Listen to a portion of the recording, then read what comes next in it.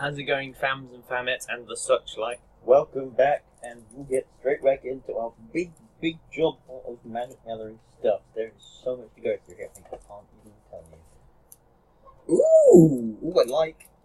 So beginning up, we have an oldish one. So it might be mirrored in actually. We have a golem token. So that's a really nice looking token actually. I think, or it might be Theros. Theros. It's kind of bent and a bit damaged, but it's nice for an old token. Put that aside. We have Centaur Healer. Oh, multicolored stuff. And Trostani. Oh, no. Trostani, guys. Everyone loves Trostani. When it enters the battlefield, you gain 3 life, which is a 3/3 for 3, which gives you 3. Shini's Pride Main activates. Very sad. We have Deserter's Quarters. You may choose not to untap this card during your next untap step. And for 6, untap a creature. Oh, untap it. Tap target creature doesn't untap during its control's untap step for as long as this remains tapped.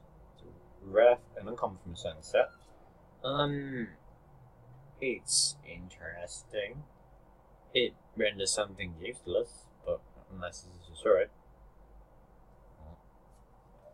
And we have Armory of Eros. Whenever equipped creature attacks, +1/+1 on it. Oh god. That's really good for elves. Like, really good. It's a constant +1/+1 giver for 2 to cast and 2 to equip. That is insane, actually. I like Pack to the other side. We have Sentinel Gargoyle Sentinel from M15, which I'm pretty sure is actually in M19 as well. That's the same rarely. We have a Juggernaut, which is a 5/3 for 4, attacks each turn by if able to be blocked by walls. And that's from M15. That's a nice one. Although I do prefer the battering ram one, which is attacks each turn if able. Oh, and if it destroys something, kills something, tap it again. Hot Soup. Equipped creature can't be blocked. Whenever a equipped creature is dealt damage, destroy it. It's just so funny. Got soup. Want some soup? Get some damn soup in your face. Just designed by James Ernest. Wait, designed by? Does that mean like a player or a fan designed this card? The idea of it? Answer in the comment section. I really want to know. Please, if you can. Bronzing Sable, which is just a 2/1 for 2 artifact creature. Because artifacts. Tormod's Crypt. A 0 cost. He's 0 cost artifact. Sacrifice it. Exile all cards from target player's graveyard. Interesting. That's some tech. That's an anti-Almond Cat card. Just all that stuff in there, you got embalm in it. Dude, fuck you. Gargoyle Sentinel, another one. You have an artifact to stand. So it's a 2 cost, and for 2 mana, target creature gets +1/+0 to the end of turn. Rifle Worship, Lethal War. Now you could, if you have like an insane mana ramp deck, like I've built an X-Mage, this could be used to stupid levels. My already 40/40 creature, just tap 20 mana, +10+. Just do another +10 attack power, because, I hate life. Turret Machine, that got reprinted in M19 or something as well, for 4 tap target creature. Profane Memento. Whenever a creature is put into an opponent's graveyard from anywhere, you gain 1 life. That's not bad for a 1-cost card. I might run that in my Ajani, just because it's another trigger, another constant trigger for Ajani's Pride Main, and other stuff like that. Another Hot Soup. Willforged Golem, which has Convoke, 4/4 for Convoke. Which basically means it can be a 0 cost and have 6 creatures. It's a 4/4. Oh, we have a sliver token, which is really nice because I do play slivers. We've got Brawler's Plate. It's 3 cost to cast, 4 cost to equip, but the quick creature gets +2/+2 and it has trample. Nice. And then Bronze Sable, another Bronze Sable, another Bronze Sable. Evolving Wilds, going to the side. So you land another Brawler's Plate. Ooh! Ooh, we have an old one. We have Scale Bane's Elite, which is a 5-cost multicolored green white. I love the old color of multicolored style. It's just a 4/4 with protection from black, which is actually a really decent card for its time. With Rashida's Blades, My Guiding Vision, and Luck of the Blessed, today we will free Mangara. I feel like there's kind of something you could do, just make a pure anti-black deck. And talking of, we go into M14 with Undead Minotaur, which is a 2/3 for 3. Fellhide Petrify, which is an uncommon. Minotaur Warrior. Death Touch. Oh. Other Minotaur creatures you control have Death Touch. Oh. Oh. Armored Cat Block had some Minotaurs in it, I think. Including one with Afflict. You block it. You can block this. You can block it, but it won't do anything. What is it, Manticores? No, because I think Manticores, but also a few Minotaurs in the set. And there's 2 of that. Ooh, and then we have some tokens. We have a Beast, which is the 3/3 Beast, which is really useful for, because a lot of decks produce 3/3 Beasts, especially the Nature's Vengeance Commander deck. So that's going to the side. Invasive Species for 3. When it enters the battlefield, return another permanent you control to owner's hand. A 3/3 for 3, which returns something. Which is supposed to be a downside, but I'm sure you know ways that place them that when this card enters the battlefield, etc. Siege Worm, which is a 7-cost 5/5 with Convoke and Trample. Standard, pretty decent. Charging Rhino, can't be blocked by more than 1 creature. Nice, but it's a 4-cost for 5. It's alright for a whatchamacallit, core set. Reclamation Sage, we've seen this before. It's M15 rare. When it is battlefield, you may destroy target artifact entrapment. It's a side deck card, but a good side deck to have. Satyr Wayfinder, and it's battlefield, you may reveal top 4, put a land among them into your hand, put the rest of the graveyard. It's a 1/1 for 2, which has a ability. Naturalize, which is one of the cooler artworks of Naturalize, I think. Giant direct room dragon egg. Breaks open. With Undergrowth Scavenger, which is a fungus horror. Saplings before saplings were invented. When it ends battlefield, the number +1/+1 counts on it equal to the number of creature cards in all graveyards.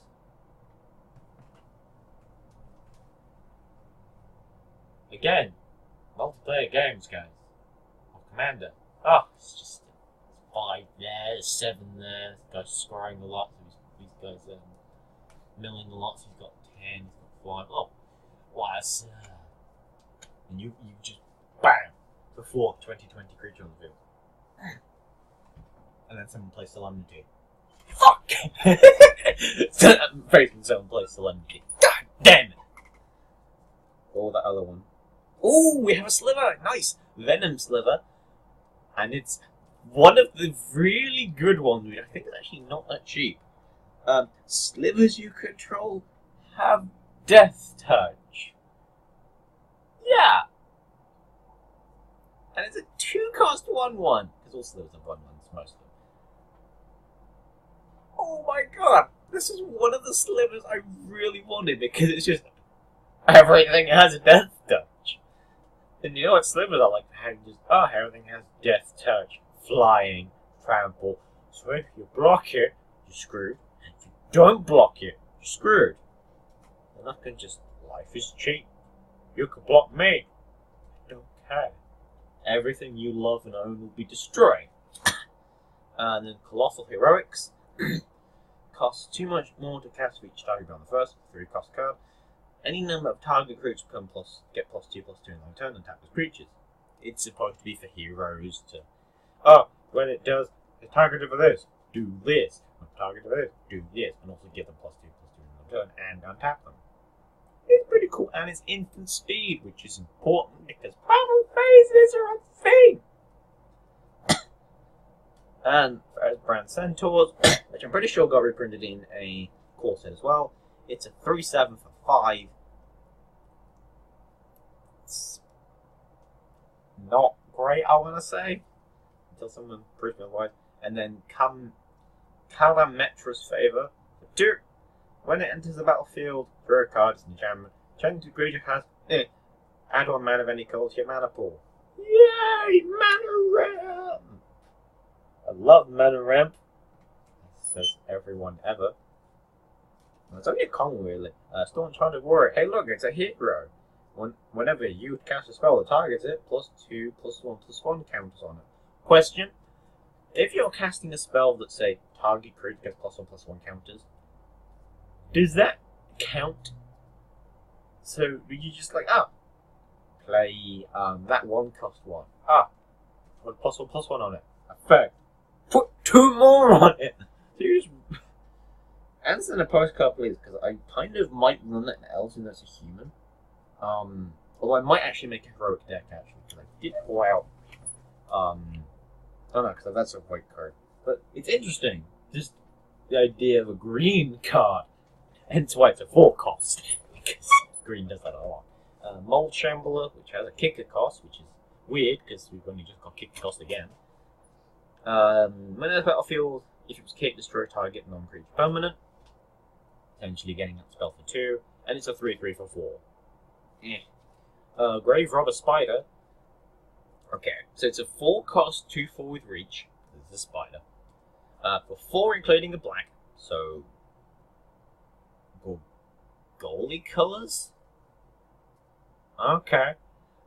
Gains X. X is the end of turn where X is the number of creature cards in your graveyard. Activate the turn once per turn. Interesting. Maybe. I always love stuff with X in its name though, because it means that it does really stupid things sometimes. Desecration Plague, destroy target enchantment or land, 4 cost, not too shabby. We have a Set-a-Sun Oathsworn, because we need another heroic card apparently for green. Whenever you cast a spell, targets it, +2/+1/+1s on it. I mean, it costs 1 more green, but it costs 1 less than the other one. Oh, goody! I might have to build green humans now, or green, or multicolored heroes. Elemental heroes! Oran Reef Recluse. Hey, there's another spider from the Oran Reef. Kicker for 3, and it's also 3. Has reach, it's a 1/3. When it enters the battlefield, if it's kicked, destroy target creature flying. Just play Naturalize for 2. Just saying. Or you could play that one that had X cost and destroy more than 1 creature with flying. Predator's Report. Target creature you control. Choose it. You gain life with that creature's power plus its toughness. I'm putting that in my Ajani deck. Because, okay, there is something, I don't know if it's called Canopy Gorge or what, but there is a green card that's power and toughness is equivalent to your life, and I think it's only like a 2, it's like a 4 cost or something stupid. In fact, it's not even that expensive, I don't think, to cast. But you cast this on this. Okay. Actually, no, sorry, it's a 2 cost, but it comes on the battlefield with +1/+1 equal to your current life, or something like that. No, the amount of life you gain this turn. So, you play that when you've gained a bunch of life, then you play that for 3, and then gain that much life again. And then you play Sarah Avatar. It's a possibility that will go in my journey deck, because that is a lot of life gain potential. Another Kametra's Favor, another Kametra's Favor, Krufix's Insight. Real top 6, put 3 enchantments from among them into your hand, rest of the graveyard. 3 cost Searcher, not bad. 2 of it. And then Time to Feed, I know it is. Choose target creature to make the controls. When that creature dies its turn, you get 3 life. Target creature you control fights that creature. And another Satura Knife support. Yay for that stuff! Oh, okay.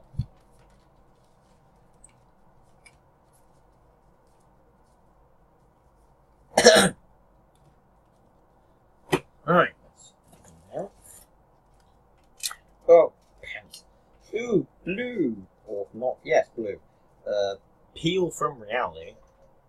Return target you control to, and target you don't control to the owner's hands. Again, not really downside if you play it right. Rise of Eagles. Put 2/2 burb enchantment creature tokens on fly battlefield with score and then score 1. 6 cost. But 6 cost. Sea God's Revenge. Return up to 3 target creature dependent control to their owner's hands for 6. And square 1. It's an uncommon. Maybe it'll be good sometimes. And then we have one from another set which I don't even recognise. An Aquamorph Entity for 4. As it enters the battlefield or is turned face up, it becomes your choice of a 5/1 or a 1/5. And it has morph for 3 and then 3. Also, that little water dragon, it's adorable! So it can either be this sort of lady that I guess is defensive, or this dragon thingy which I guess is offensive, maybe? I don't know. Either way, it's a adorable little dragon! Or little sea dragon. Or fish. This is fish.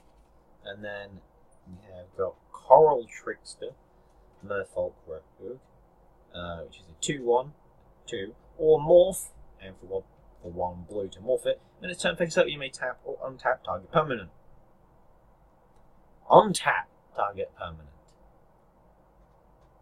You know where I'm going with this. There are certain cards which are so damn BS to be able to just untap it. Creatures aren't so bad, but just untap anything? Like anything? I mean, untap freaking Magistrate Scepter, pay another 4, tap it again. Getting close to an extra turn. 1 turn early. Fleeting Distraction, true target gets -1/-0 till end of turn, draw a card. -1. What's that gonna do? I mean, I guess it draws you a card for 1. So, I guess that's the distraction part. Oh, this is now slightly weaker. Draw a card. Flood Rate. Flood Tide Serpent. Which is weird, because that kind of looks like Orzoka, kind of. It's not, because that was like a more recent set than this. It's a 4/4/5. Can't attack unless you return an enchantment you control to its owner's hand. It's bad then, because it's a 4/4/5 with a downside somehow. Fathom Seeker, 2. Morph, return 2 islands you control to their owner's hand. When it's turned face up, draw 2 cards. No. Why would you sacrifice 2 land turns, as I call them, for 2 cards? Why would you do that to yourself? Chorus of the Tides. It's a 3/2 flying and heroic. Yay, whenever you cast a spell that targets it, scry 1! Scry. And then repeal. Seen this before. It's a counter which allows you to draw. Lost in the Labyrinth. Target gets -3/-0 till end of turn, scry 1. So that's better. Although you are only scrying, you're actually minusing it by a significant amount. Riptide.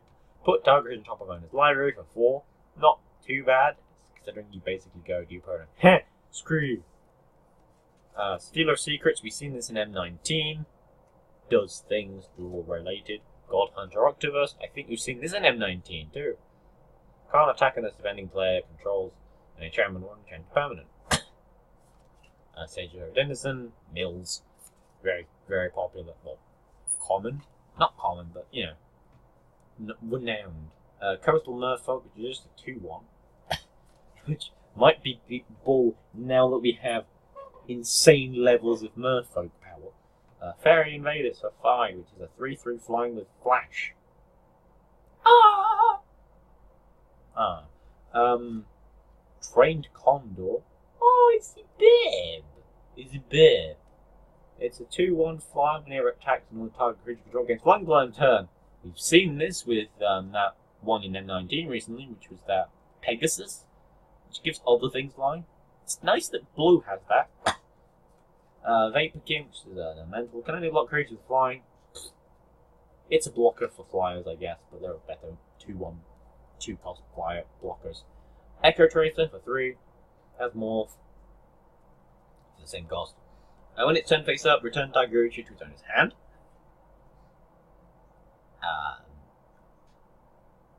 Maybe? I don't know. We have Kraken of the Straits, which is an uncommon. 7 cost, which is 6x.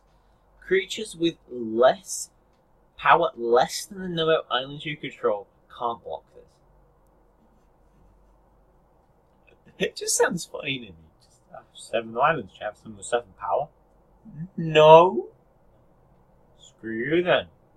It's kind of unblockable. Would it even be worse? Is it for it to have something like, you give it an enchantment, it gives it more power. It gives it more power equivalent to the power of something it's fighting. Or has Death Touch, interpret the signs. Scry 3, then reveal top card of your library, draw cards. Equal to that card's converted mana cost. Why would you pay 6 for this? For the chance to get, like, to top deck progenitors and draw, like, what, 10 cards? No! In a word, no! We have Hubris, return target original or attached to those hands. Nice. It's a slightly better unsummon or repeal. Coastal Coral Barrier, which is a 3-cost wall. Enters the battlefield, you put a 1/1 blue squid creature token with Island Walk on the battlefield. That's adorable! 2 of those. Another Hubris. And then Water Servant, which is unfortunately slightly damaged or has paint on it. A 4-cost elemental, which you can have. Which you can either get +1 -0 in the final turn by paying 1, or -1 +1 in turn. Be honest, you're probably using the secondary one more because you can just put a heckload into it and block with it. I guess. Because you can have, low and 0 power. And it's not bad for him at 14 common. Archaeomancer, return stuff. It's a wizard, Harry, a whiplash trap. If an opponent had 2 or more creatures in the battlefield under his controller's turn, you may pay 1 rather than 5. Return 2 target creatures to their owner's hands. Enter the battlefield. Which is good. Which, considering it would be turn 5 when you can actually use this for its bigger cost, you're probably able to use this at any point for 1 most of the time. We have an Into the Void, which is return 2 creatures to owner's hands. Wait. Oh, that costs 4, so it costs 1 less than that 10, so we can... That's some M40. But that's a more consistent thing. And hey, look! That's good token to use than the thingies. That is less adorable than that is less adorable than what I actually envisioned, mind you. It's just angry squid. Oh, there's 2 of those. Angry squids. We have Riptide Chimera, which is an uncommon. Oh, it's a... Oh, that's awesome! It's a chimera, but it's a shark chimera! A 3/4 with flying for 3. Beginning of your upkeep, return the enchantment you control to the owner's hand. Oh. But there are some really low-cost enchantments, to be fair, that, when they're put into play, does things. Like that one that when you put it in play, you draw a card. Now, there is tech that can be had with this shark. Good shark. And there was 2 of that. Damn. Well, and then we got another one. Whitewater Naiads. Oh, I like how this person has also arranged them into types as well. Constellation. Whenever it or another enchantment lands battlefield, you battlefield you control, target creature can't be blocked this turn. Hey, look. This person knows that synergy exists. and another sharku. I'm guessing this person, maybe this person actually ran that as a deck, I don't know. Aeronaut Tinker, pass flying as long as you control an artifact. Hey look! It's Doctor Sport! Oh god. All Tinkers have their heads in the clouds. I don't intend to stop there! Nimbus of the Isles, again I think that got reprinted in a recent set. Another Tinkerer, another Nimbus. Frostlings is a kitty! Elemental Kitty. And as battlefield, tap target creature and opponent controls. That creature doesn't tap, choose opponent controls next. Untap step. It's a 2/2 for 3. Almost a bear. Fugitive Wizard, which is just a 1/1 for 1. Nice artwork, actually. The lore has its place as a footnote in my spellbook. Another Nimbus of the Isles. Peel from Reality. Research Assistant. Gives you some draws sometimes. Another Into the Void. A Void Snare. Return target non-permanent to return its hand. That's actually probably the best one I've seen of that type so far. Then Willbender, that's an old one. This is a uncommon from that weird set. It's a morpher. When it's turned face up, change target of a target spell or ability with a single target. Doesn't say. It also doesn't say rules worthy target or whatever the term is these days. It's just like just this. But just no point. Exactly. And then Coral Trickster, which is a morpher. When it's turned face up, you may tap or untap. Oh, we've seen this one before. And then Hubris, and then Benthic Giant, which is a 6 cost, 5/4 with hexproof. Which appears to have paint on it or something like that. Interesting. Anyway, guys, it's been 26 minutes, and I think it's probably a good place to end the episode. Hope you guys enjoyed this video. Don't forget to leave a like if you did. This is Kelly Jackson signing off. Thank you guys for watching. And don't forget to comment about stuff and things. I'm lonely. I'm joking. Well, I'm not joking, but yeah. Anyway, I'll see you guys in the next video. Thank you guys for watching once again.